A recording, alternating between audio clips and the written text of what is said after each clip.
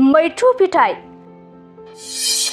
नोंथाङा मिथिगौना मैथ्रु फिथाइया जोंनि देहानि थाखाय बेसेबां मुलाम्फा गोनां? मैथ्रु फिथाइ जानानैनो गावनि देहाखौ बायदि गिख्रंथाव बेरामनिफ्राय रैखा खालामनो हायो। मैथ्रु फिथाइया गोबां गुनफोरजों बुंफबनाय। मैथ्रु फिथाइया जोंनि देहानि उदैखौ गोग्गो लाखिनायजों लोगोसे मैथ्रु फिथाइयाव बेटा केर'टिन थायो, जाय माखासे रोखोमनि केन्सार बेरामनिफ्राय रैखा खालामनायाव मदद खालामो। मैथ्रु फिथाइयाव भिटामिन सी, पटासियाम, एन्टिअक्सिडेन्ट आरो फाइबार थायो, जाय देहानि इमिउन सिस्टेमखौ बांहोनायजों लोगोसे थैनि बोहैथिखौबो बांहोयो। मैथ्रु फिथाइया कलेस्टेरलखौ बाङाइ खालामनायजों लोगोसे बिखानि बेराम, हाइ ब्लाड प्रेसार आरो स्ट्रक जानायनिफ्रायबो रैखा खालामो। निउट्रिएन्ट जुटिन, जियाजान्थिन, भिटामिन सी, भिटामिन ईआ बैसोजों सोमोन्दो गोनां मेकुलार गाज्रि जानाय बायदि मेगननि बेरामखौ होबथानायाव मदद होयो। लोगोसे मैथ्रु फिथाइयाव प्रटिन, कार्बहाइड्रेट, पटासियाम आरो केल'रिज थायो, जायफोरा देहानि थाखाय जोबोद मुलाम्फा गोनां जायो।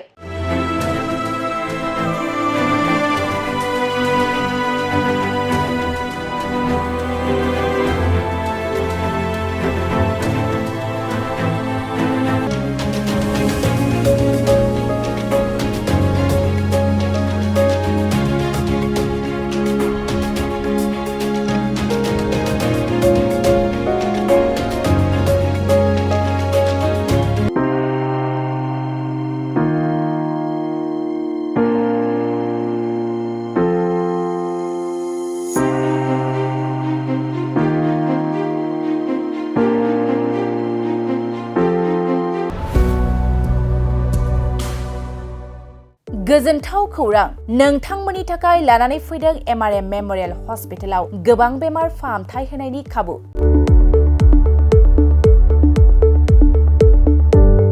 बेमारि सुबुंफोरनि थाखाय गोजोनथाव खौरां! एमआरएम मेम'रियेल हस्पिटालाव मोजां रोंग'थि गोनां डक्टरफोरजों बेमारि सुबुंफ्रा मोजां फाहामथाय लानो हानाय सुबिदाखौ लानानै फैबाय एमआरएम मेम'रियेल हस्पिटाला।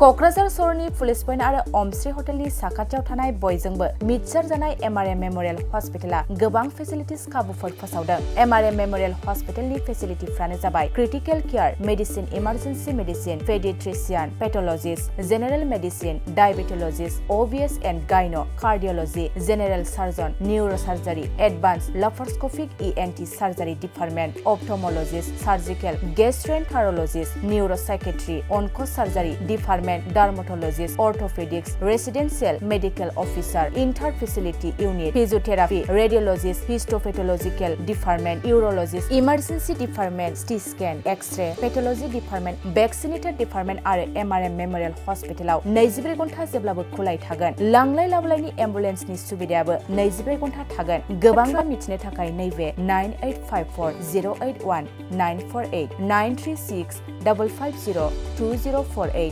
जानबुं नाम्बाराव फन खालामनानै नोंथाङा मिथिनानै लानो हागोन।